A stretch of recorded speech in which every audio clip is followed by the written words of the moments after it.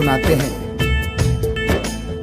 जो अपने व्यापार में इतना लीन था कि उसे दिन दुनिया की कोई खबर नहीं थी। उसे सिर्फ पैसा पैसा और सिर्फ पैसे के बारे में चिंता थी। उसके घर वाले, उसके परिवार वाले सारे परेशान थे कि सेठ कभी कहीं नहीं जाता, सुबह से लेकर रात तक हर समय पैसे में ही लिपटा रहता है। बहुत दिनों से उसके इष्ट मित्र उसे कहते थे कि तुम हमारे साथ कहीं चलो, अपने बच्चों को लेकर चलो, लेकिन सेठ कहता इसके लिए काफी समय पड़ा है, अभी मुझे सिर्फ पैसा कमाना है। लेकिन एक दिन कुछ मित्रों ने बहुत जोर दिया कि 2 दिन की छुट्टियां हैं, हम खाटू श्याम जी के दरबार में जा रहे हैं, पूरे परिवार को साथ लेकर हमारे साथ चलो। और सेठ उनको ये बात मना नहीं कर पाया और बिना मन के वो उन परिवार वालों और इष्ट मित्रों के साथ खाटू के लिए रवाना हो गया। रास्ते भर वो अपने व्यापार की बातें करता रहा। उसे खाटू जाने की जरा भी इच्छा नहीं थी। लेकिन जब खाटू पहुंचा और बाबा श्याम के मंदिर में पहुंचा और जब बाबा से नजरें मिली, उसके होश उड़ गए। सेठ के परिवार वाले सारे दर्शन करके बाहर आ गए। वो सिर्फ 1 मिनट के लिए मंदिर में आया, लेकिन घंटों तक बाबा के दरबार में खड़ा रह गया। उसको होश नहीं रहा और वो बाबा की तरफ देखकर आंखें बंद करके आंसुओं की धार बहती रही और वो बाबा से मन ही मन बातें करता रहा। जब परिवार वालों ने उसे कहा कि अब चलना है, तो सेठ ने बाबा से कहा, प्रभु मुझे अब हर महीने 11 को अपने दरबार में बुलाओ। और ये कह करके वो बाबा के दरबार से वापस अपने घर को आ गया। 15 दिन बाद 11 आई। सेठ बहुत से लोगों को लेकर अपने साथ बाबा के दरबार में गया। ऐसे हर 11 को वो खाटू जाने लगे।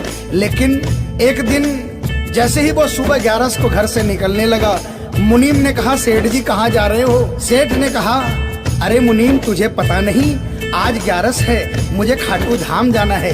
मुनीम ने कहा, सेठ जी आपको पता नहीं, आज बाहर के कुछ व्यापारी आने वाले हैं, लाखों का सौदा होने वाला है और वो व्यापारी आज रात को वापस इंडिया के बाहर चले जाएंगे।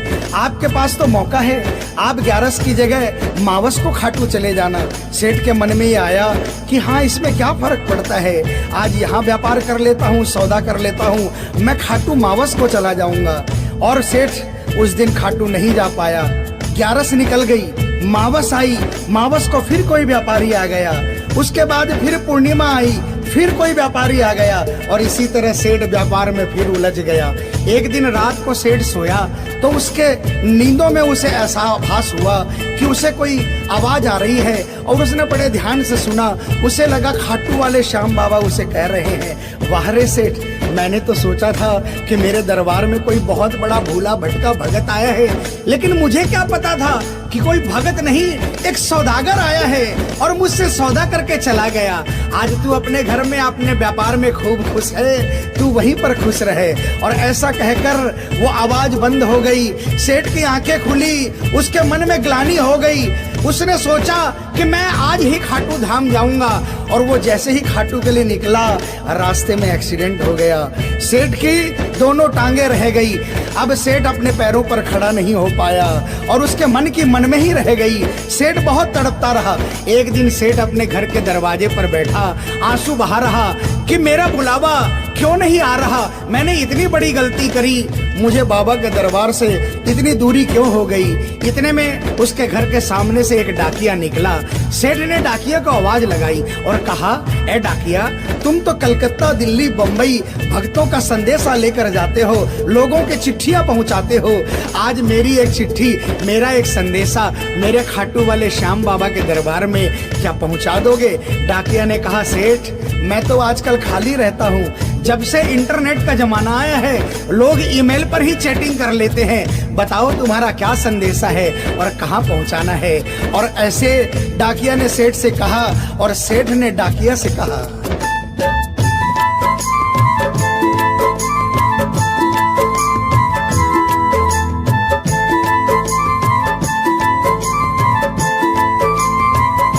डाकिया जा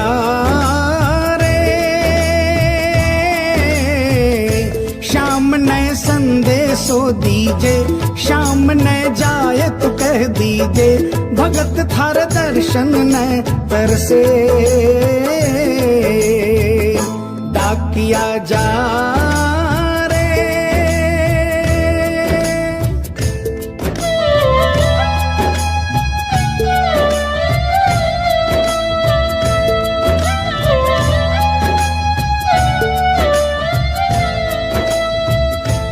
डाकिया ने कहा, सेठ आपका संदेशा तो मैं पहुंचा दूंगा, लेकिन मुझे ये तो बताओ कि आपका संदेशा पहुंचाना क्या है, जहां मुझे संदेशा पहुंचाना है वहां का ठिकाना क्या है। और डाकिया ने कहा,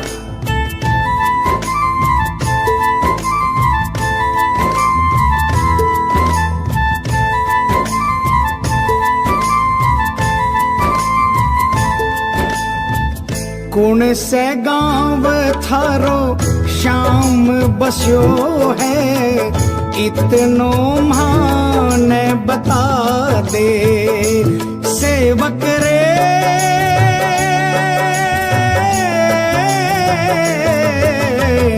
घर तेरे पास है कोई निशानी, माने तू दिखला दे। कैया जानूंगा पहचान, मैं हूँ छोरो अनजान। कैया जानूंगा पहचान, मैं हूँ छोरो अनजान। कैया शाम शु होसी मिलन, डाकिया जा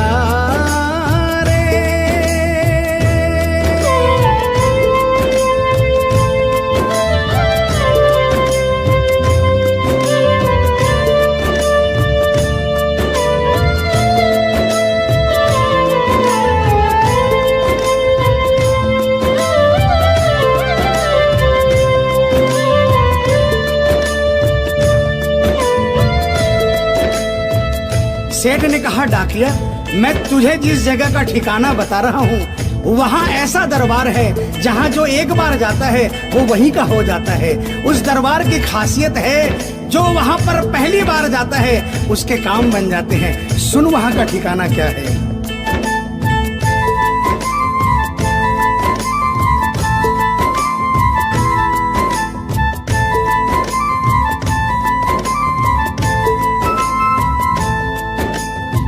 खाटू में है श्याम जी को मंदिर, शिखर ध्वजा लहरावे। डाकिया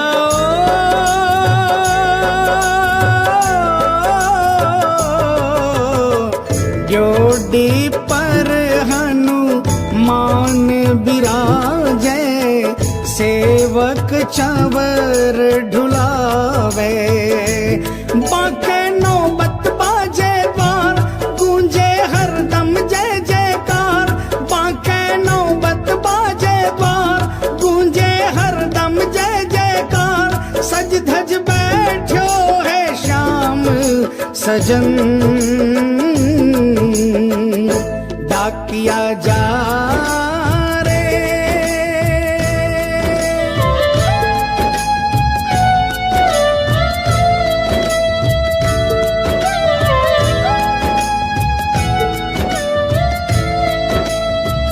डाकिया सेठ जी के यहाँ से निकल जाता है और वो खाटू धाम के लिए प्रस्थान करता है। धीरे धीरे वो खाटू पहुँचता है और खाटू पहुंचकर बाबा के मंदिर का पता करता है और मंदिर के नीचे पहुंचकर वो पहले प्रणाम करता है और बाबा के मंदिर की 13 सीढ़ी चढ़ता है। और वो बाबा के सामने पहुंचकर बाबा की तरफ नहीं देखता, पहले अपने झोले में से वो सेठ की चिट्ठी निकालता है और चिट्ठी निकाल के पढ़ने लगता है।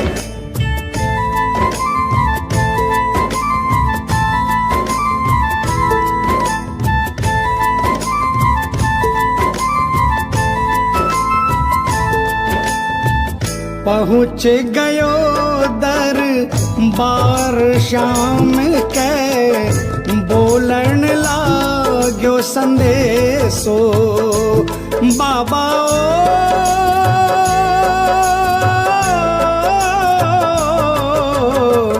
बन बैठो कद श्याम दीवानो, कुछ ना रयो अंदेशो।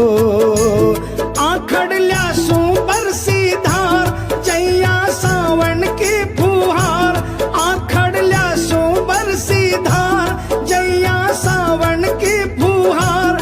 देख सांवरिया बोलो ये वचन, डाकिया जा रे।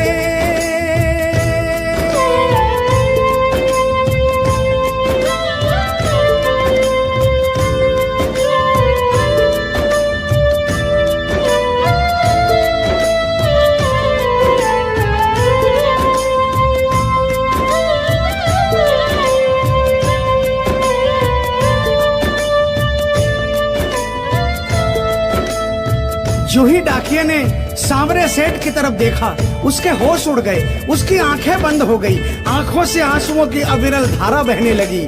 उसको ऐसा महसूस हुआ सपने में जैसे कि कोई श्याम प्रभु सिंहासन से उतर कर आ गए। उसे अपने गले से लगा लिया और डाकिये से कहा, कैसे हो डाकिया?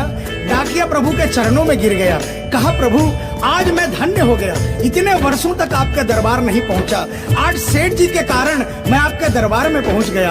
अब मुझ पर इतनी कृपा कर दो, मुझे अपनी शरण में रख लो। लेकिन बाबा ने कहा, नहीं बेटा, मैं तुझे अपनी शरण में रखूंगा, लेकिन अभी तुझे मेरा एक छोटा सा काम करना है। जिस सेठ ने तुझे ये संदेशा देकर भेजा है, अगर उसके पास मेरा जवाब नहीं गया तो वहां जीते जी मर जाएगा। तू मेरा एक छोटा सा काम कर दे, वापसी संदेशा तू उस सेठ को जाकर दे दे। और बाबा ने कहा,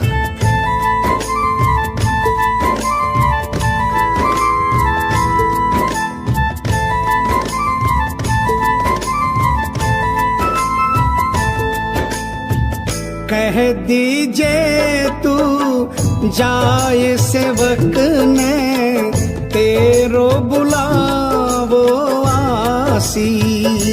सेवक रे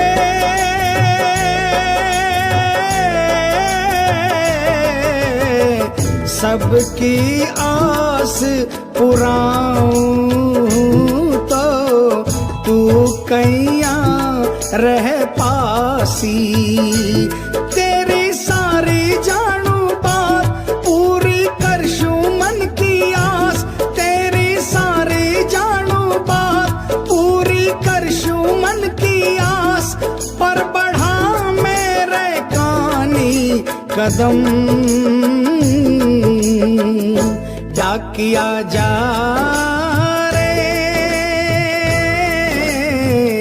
संदेशो सेवक ने दीजे, सेवकिया राह तेरी निरखे।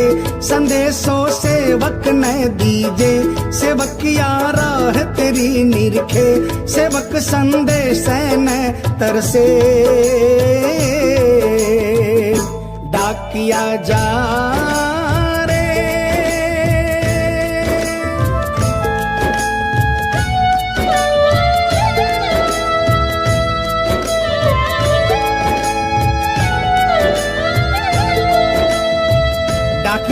श्याम प्रभु के चरणों में प्रणाम करके वापस निकलता है और वो आधी रात को ही सेठ के शहर में आ जाता है।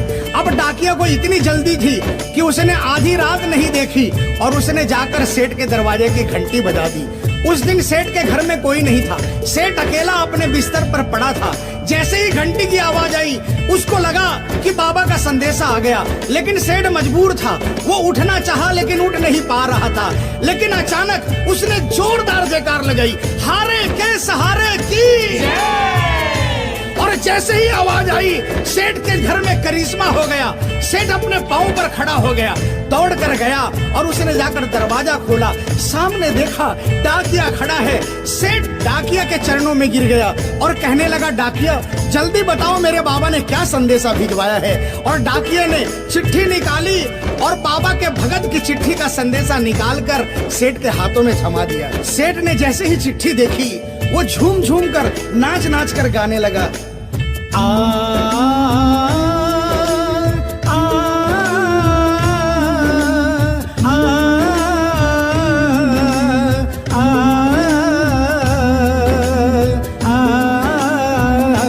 चिट्ठी आई है, चिट्ठी आई है, चिट्ठी आई है, चिट्ठी आई है, चिट्ठी आई है, खाटू से चिट्ठी आई है। बड़े दिनों के बाद मेरे श्याम धनी को आज, अरे बड़े दिनों के बाद मेरे श्याम धनी को आज भगत की याद सताई है। चिट्ठी आई है, चिट्ठी आई है, ओ चिट्ठी आई है, चिट्ठी आई है। सेठ ने वो चिट्ठी वापस डाकिया को थमा दी और कहा, डाकिया आप तो स्वयं बाबा से मिलकर आए हो, इसलिए बाबा का संदेशा अपने मुखारबिंद से मुझे सुनाओ।